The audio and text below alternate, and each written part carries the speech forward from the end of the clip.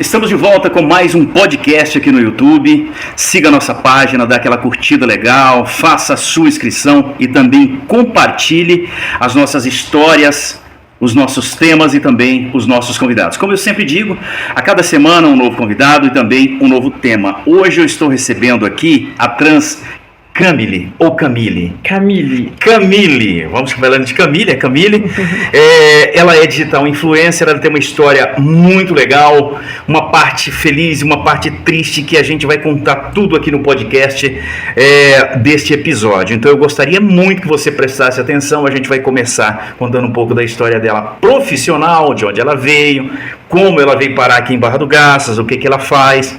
Aí depois a gente vai entrar numa outra parte que é um drama na vida dela e na vida de muitos trans em todo o Brasil, em todo o mundo. Sabe por quê? Porque culturalmente as pessoas ainda não se acostumaram com essa ideia. Aí você me pergunta, mas por que não se acostumaram com essa ideia? Porque deixam de estudar, deixam de pesquisar e deixam também culturalmente de respeitar as pessoas, o direito de cada uma das pessoas. Então, cada um tem o direito de viver como quer, né, o que é, da maneira que nasceu ou da maneira que se transformou também, como é o caso da Camille. Camille, eu gostaria muito de te agradecer aqui no nosso podcast José Carlos Araújo, por receber a gente aqui na sua casa, o nosso podcast móvel. E muito obrigado mesmo. Eu já gostaria que você falasse a sua história um pouquinho profissional. Você é influencer, né? Isso mesmo, sou influenciadora. Comecei ali, eu acho que 2016 eu já comecei na internet. Antes da transição, 2016 ali, com conteúdo de maquiagem, sabe, gente? Conteúdo de maquiagem mesmo. Porém, o meu conteúdo ele era aquele conteúdo que era, assim, noturno, porque eu só podia fazer ele depois da meia-noite, que era a hora que meus pais dormiam. Uhum. Que aí eu comecei ali. Mas me conta essa história, por quê? Eles não sabiam que você fazia isso? Na verdade, os meus pais eram um pouco conservador. Uhum. Eu fui da igreja até os meus 16 anos, então eu saí da igreja na pandemia e depois que eu fui me aflorando, fui conversando com os meus pais e sabendo ocupar um certo espaço que eu queria chegar ali, não só com os meus pais, mas na minha família e sim na sociedade, saber entrar para ser respeitada de certa forma. Então faz pouco tempo isso, né? Tem pouco tempo. Pouco tempo, a pandemia foi o quê? De 2019 para cá, né? 2020 isso mesmo. E tal. O auge foi em 2020. Diz uma coisa, você é de que cidade? Nasceu onde? Qual estado? Sou de Jussara, Goiás, natural de Jussara, Goiás. Nascida e criada. Saí de lá poucas vezes, mas voltei de novo e agora estou aqui em Barra do Garças. Né? Você fez um giro muito grande por outros estados, por exemplo, né? Como é que aconteceu isso? Assim, do nada, você tem uma história legal que você me contava agora há pouco aqui em off, que você desfilou para algumas empresas, né? Isso. Foi parar no São Paulo Fashion Week? Fui para São Paulo, do nada. Eu comecei em Goiânia, recebi um convite para ir para Goiânia, desfilar num evento que tinha lá na Semana de Moda. E aí eu fui, chegando lá, desfilei, super nervosa, aquela coisa toda.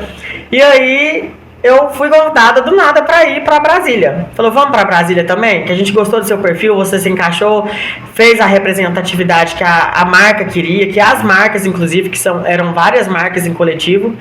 E aí eu fui para Brasília. Isso você estava em Jussara, em Goiás? Eu estava em Jussara ainda. E aí eu fui convidada para Goiânia, fui para Goiânia, passei alguns dias, voltei para Jussara. Eu fiz isso algumas vezes. Eu fiz 2 ou 3 vezes. Eu ia para Goiânia, passava 1, 2 semanas, voltava novamente. E assim eu ia no próximo evento. E uma dessas vezes eu fui para Goiânia e recebi o convite para ir para Brasília. Né? Lá em Brasília eu fiz uma imersão com o Rodrigo Dantas, que é o irmão da MC Guimê, que inclusive tem uma marca de óculos que também fui convidada para desfilar para ele na época.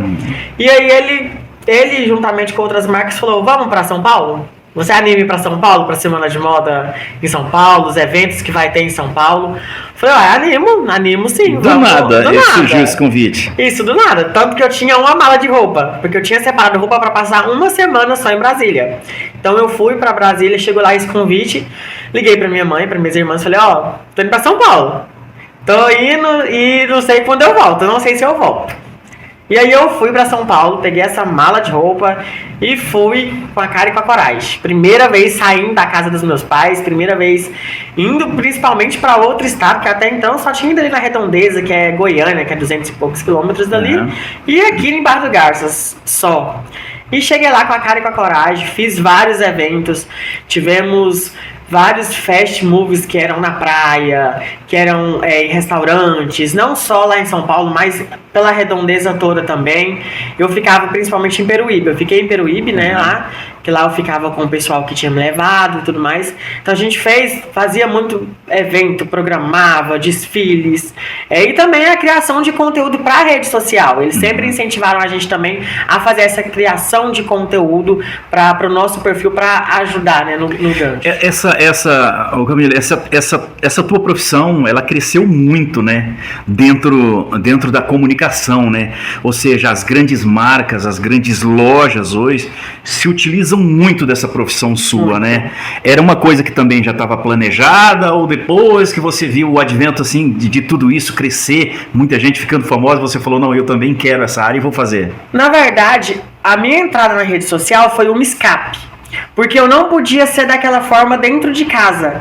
Então eu meio que comecei a postar, porque os meus pais são mais antigos, então eles não tinham rede social. Família bem tradicional mesmo, Isso, né? bem tradicional. Interior de Goiás tem muito, eu também sou de Goiás, então a gente vê que tem muito isso ainda, Sim. né?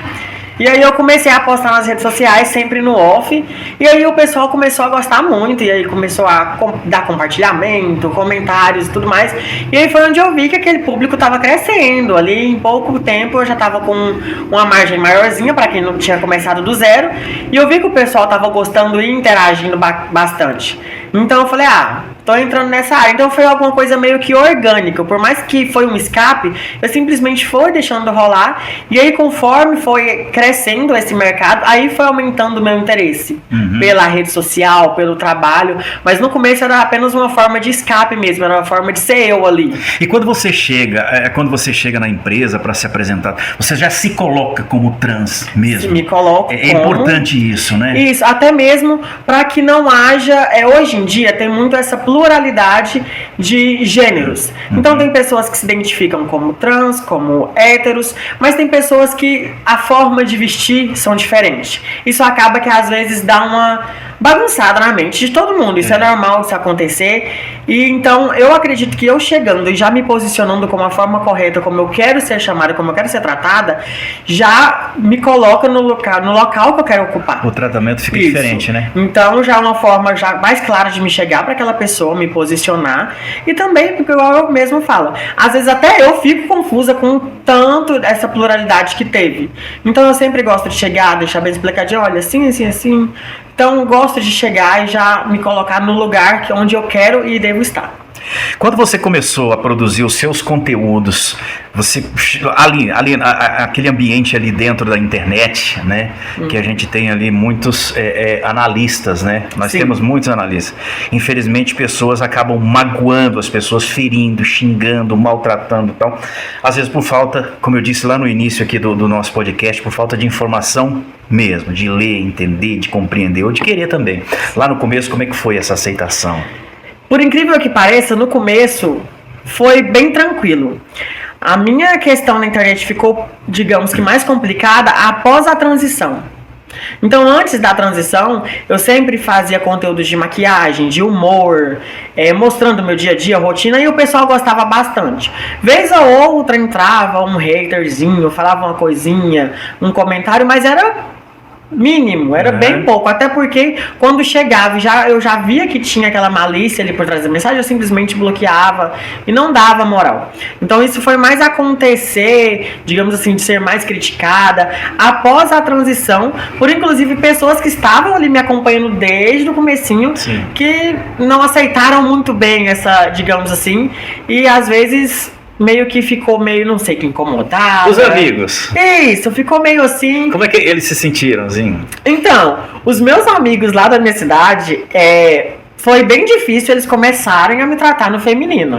Tanto que tinha gente que virava pra mim e falava assim, desculpa, eu vou falar aqui no automático, então às vezes vai rolar de me chamar do nome morto, assim como a gente diz.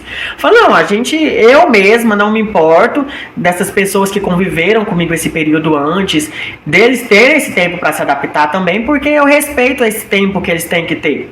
Mas também a gente tem que se esforçar um pouquinho. Então no começo eles deu aquela baqueada, mas eu acho que todos os meus amigos já sentiam, já viam a Camille ali já por longo prazo. Então, quando chegou a Camille a realmente vir à tona, muita gente já estava preparada, até porque eu já fui preparando o psicológico bem pouquinho assim para quando acontecer não ser uma surpresa. E sim, apenas uma nova etapa que estava começando. Tá certo. Se você preferir, logicamente, falar ou não.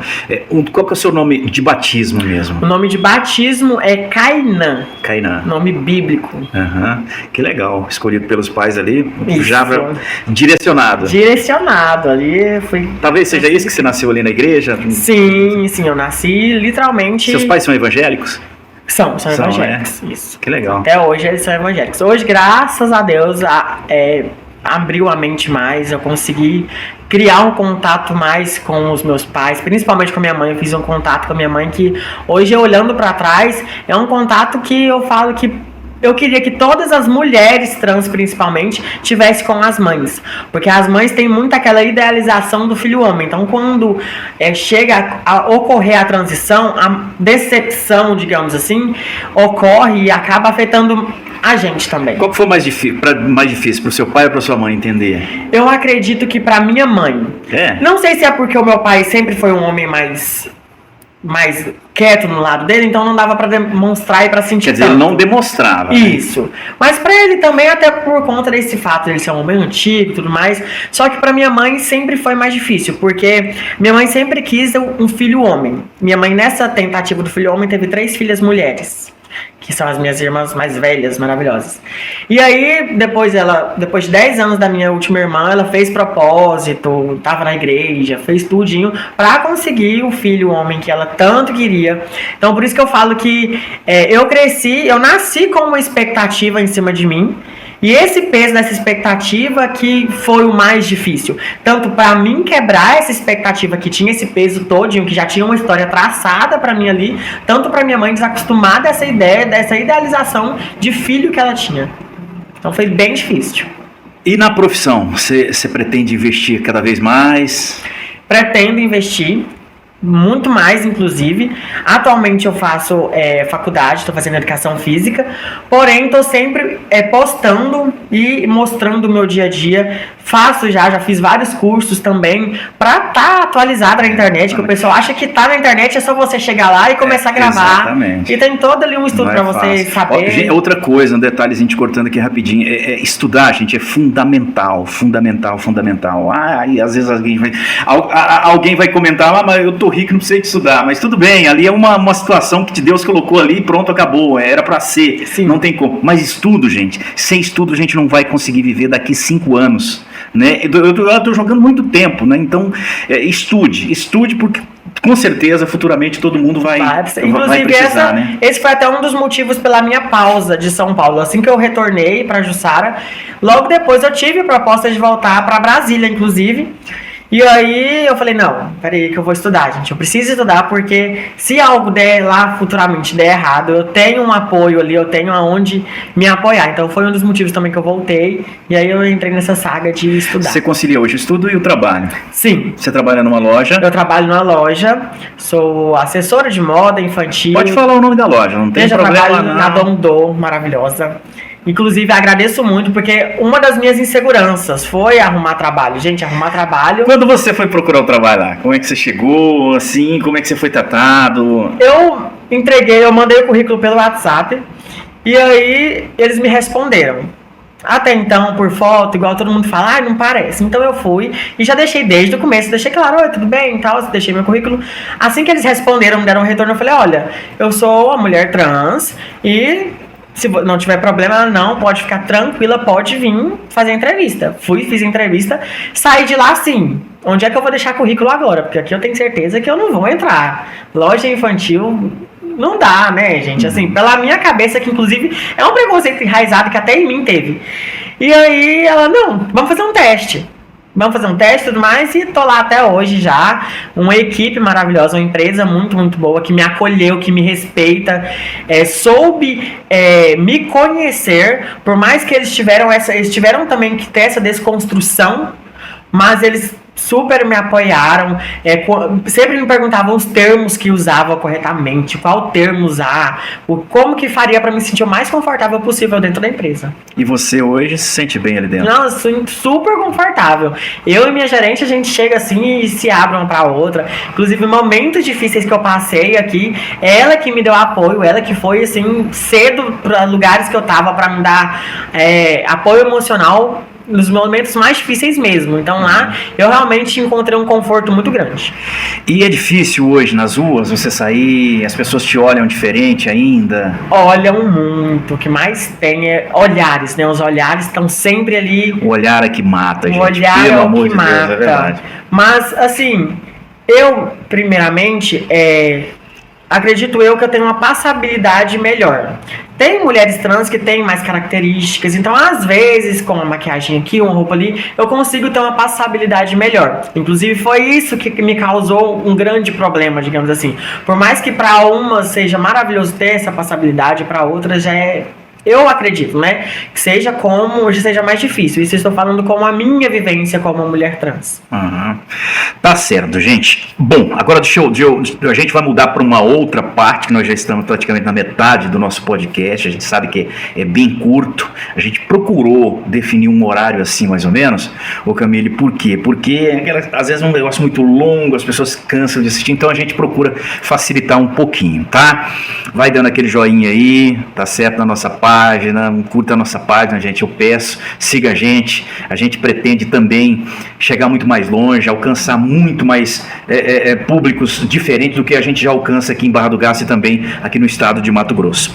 Como que eu conheci a Camille? Eu conheci ela pela internet. Acessei o site Semana 7, eu quero até mandar um alô pro nosso amigo lá do Semana 7, o Ronan, tá? semana7.com.br, no qual a Camille estava dando um depoimento. Nesse depoimento, ela contou uma história triste, uma história legal, mas uma história triste, né, de uma pessoa que a conheceu num baile, né? A gente vai contar, ela vai dar esse depoimento aqui pra gente. Eu achei muito interessante a história dela. Por que eu achei interessante, gente? Porque a gente faz no nosso podcast também uma ponte e uma abertura para a gente conseguir abrir a cabeça das pessoas para vários temas, seja na segurança, seja na política que a gente grava, no entretenimento, e agora com esse tema que é bastante discutido ainda e que vai demorar muitos anos, se as pessoas não quiserem mudar, não quiserem entender, não quiserem enxergar como eu enxergo e muitas pessoas enxergam, e como ela enxerga também a família dela e os amigos. Então ela vai dar esse depoimento aqui agora, é um depoimento forte, mas ela vai contar essa história aqui breve pra gente, depoimento forte, e que esse depoimento da Camille sirva como lição, mas lição mesmo, para aqueles que ainda pensam diferente. Cada um pensa da maneira que quer. A gente sempre colocou dessa forma, Camille, que o ponto de vista é uma questão muito pessoal de cada um, né? Quando é um ponto de vista inteligente, sábio, né? Relevante, para a gente entender. Agora, quando passa a denegrir a imagem das pessoas, ferir a imagem das pessoas, maltratar as pessoas, deixar as pessoas ruins, aí a gente não aceita de forma alguma, né? E para isso existe lei, existe justiça, um monte de coisa. Então, eu gostaria que você desse esse depoimento para mim, contasse essa história que aconteceu nesse baile, quando uma pessoa te conheceu e dali você saiu ameaçada de morte. Isso. Foi isso? Conta foi essa história isso mesmo. pra nós. Então foi uma sexta-feira, inclusive, saí com uns amigos, a gente foi pra um bar aqui perto, e a gente tava lá, tranquilo, e aí a gente decidiu ir pra uma festa. De última hora, acreditou que já eram umas 11 horas da noite, e a gente decidiu ir pra uma festa. E juntou os amigos ali, uma turminha de mais ou menos 5, 6 pessoas, e foi.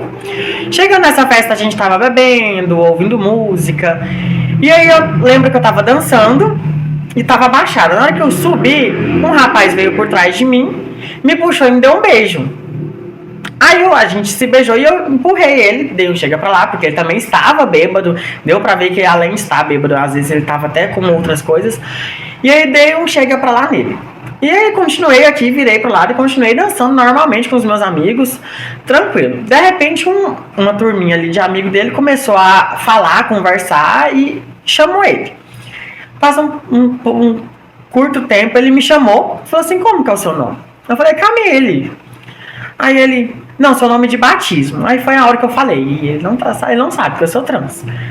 Falei, como é que a pessoa chega na gente, não, mas tudo bem. E aí eu falei, não, você quer saber se eu sou trans, né? Eu falei, não, eu sou trans, sou uma mulher transexual, não tenho medo, não tenho nada assim a esconder. E aí ele já ficou meio nervoso, ele falou, e aí, como é que você não fala, como é que você não avisa? Eu falei, você chegou em mim, você nem deu tempo de me conversar, você nem me perguntou meu nome, você nem perguntou se eu era solteira, eu tava numa roda cheia de meninos e você não perguntou se eu era solteira, você simplesmente chegou e já me beijou. E ele ficou muito irritado, pegou o celular, foi mexendo no celular e começou a falar que se eu não saísse dali naquela hora, ele ia me dar um tiro. Simplesmente falou assim, só que eu vi que ele estava bem alterado. Aí, pra não caçar briga com ninguém, eu simplesmente falei, gente, eu tô indo lá pra fora, vamos. Aí eu chamei, o pessoal foi lá pra fora. E aí foi 2 amigas minhas. E aí, chegando lá fora, ele foi atrás de mim e continuou com esse discurso. Sai daqui, senão eu vou dar um tiro em você, eu vou dar um tiro na sua cara. E aí eu cheguei pra uma amiga minha, que inclusive foi uma amiga que teve no meu processo de vir aqui pra Barra, e pedi pra ela vir embora comigo. Falei, amiga, vamos embora comigo? Aí ela, não, peraí, isso aí vai resolver, fica de boa. Falei, não, amiga, eu já tô com medo, porque ele já veio atrás de mim a segunda vez, então vamos embora? Aí eu peguei assim no braço dela e pedi pra ela vir embora comigo. Ela fez assim com o braço e falou, não, se você quiser, vai embora. Eu não vou não, vou ficar aqui e vou continuar na festa. E aí eu vim embora sozinha. Como já estava tarde, acreditou que já eram umas 3h30, 4 horas da manhã, vim pela rua mais movimentada, né, pela avenida, até por não ter, pra ter esse medo, né, de alguém vir atrás. Quando eu saí de lá, eu percebi 2 rapazes saindo de moto e vindo atrás. Só que aí eu falei, às vezes é coisa da minha cabeça. E aí na hora que eu estava subindo a rua, eles deram a volta e passaram de frente a mim e parou a moto. No que eles parou a moto, eles parou e já falou pra mim assim, fica quietinha aí. E eu só fiquei quietinha. Aí, espera aí que fulano tá chegando. Nessa hora, eu gelei, meu corpo enfraqueceu, e aí eu comecei a ficar com muito medo, que eu falei assim, agora eu vou levar a maior surra da minha vida, vai ser aqui, porque a primeira coisa que a gente pensa é o quê? Eu vou apanhar. Ou vou morrer. E aí eu falei, é agora. E eu só fiquei esperando. Passa um prazinho, chega ele, para um carro, deixa ele, e o carro vai embora e ele fica. E aí nessa hora ele começou a conversar comigo, só que na hora que ele já chegou pra conversar comigo, ele já pegou a arma e já colocou pra fora. Nessa hora eu não sentia o meu corpo mais. Eu falo que se eu tivesse de morrer ali, eu não ia sentir nada. Então ele começou a conversar comigo e falar que eu tinha que avisar, e que não sei o que lá, que os amigos dele iam achar. E, só que enquanto ele estava falando isso, a minha cabeça eu não estava conseguindo raciocinar, não estava conseguindo pensar em nada. O meu corpo não conseguia mexer, não falava assim, levanta a mão, não estava conseguindo levantar a mão. E aí ele tirou um canivetezinho de dentro do bolso, foi a hora que eu falei assim, agora já era. E aí eu tava com um topzinho, ele rasgou o top, rasgou o meu sutiã. E no tempo eu tava com o cabelo menor, então eu tava com um apliquezinho que chama de tic-tac. E aí ele perguntou pra mim se o meu cabelo arrancava ou ele ia ter que cortar. Eu peguei, tirei o aplique, entreguei na mão dele, ele jogou o aplique no chão. E nesse meio termo que eu tava fazendo isso tudo, ele tava com a arma, batendo a arma na minha cabeça. Só que eu não estava sentindo nada. Ele batia forte? Eu não sentia o impacto. Eu sentia que tava batendo alguma coisa na minha cabeça, mas eu não sentia nenhum impacto.